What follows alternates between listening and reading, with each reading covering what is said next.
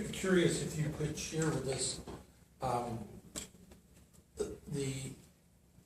what's different about dual diagnosis, and in particular of interest to me is my son, who the only diagnosis he has is bipolar, but he's currently incarcerated because of complications, but he also has marijuana and alcohol issues before.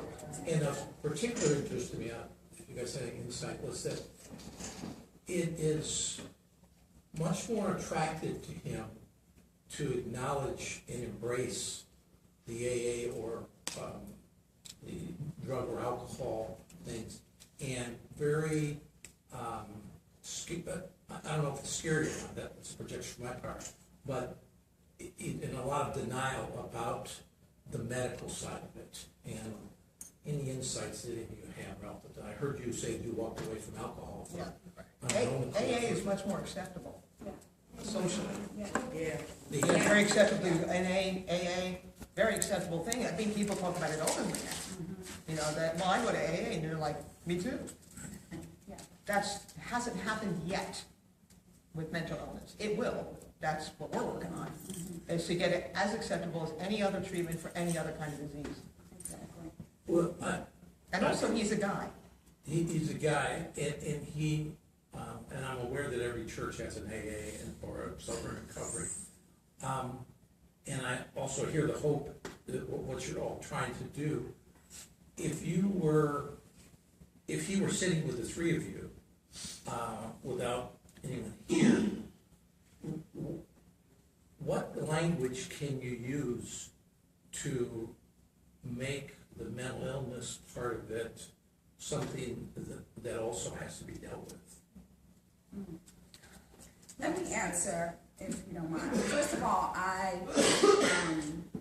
have a son, my youngest son, who's 23, who'll be 24, same exact, like you're talking my language, like let's sit down and just have a parent talk.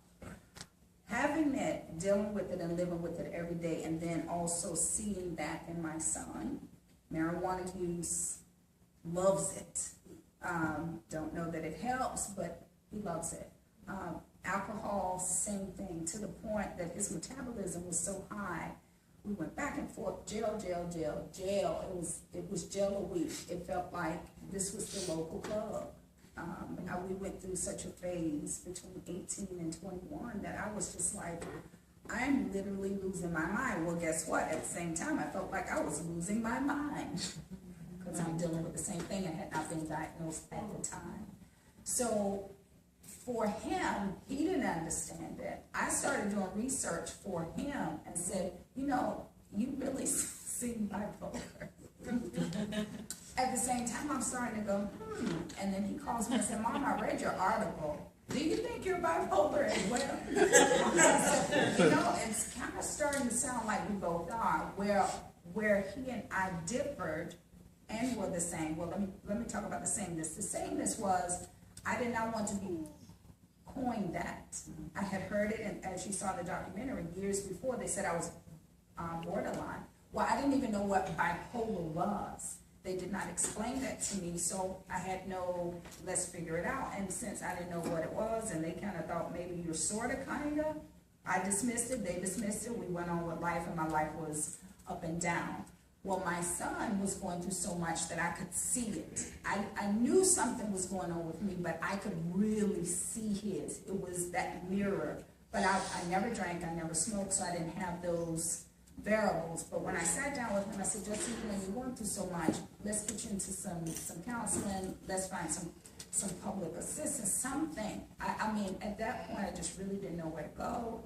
So I reached out to this program where he was drinking so much, and they said, well, when he comes in, he would have to be tested, he would have to have so much alcohol into his system. Well, his metabolism was burning the alcohol up.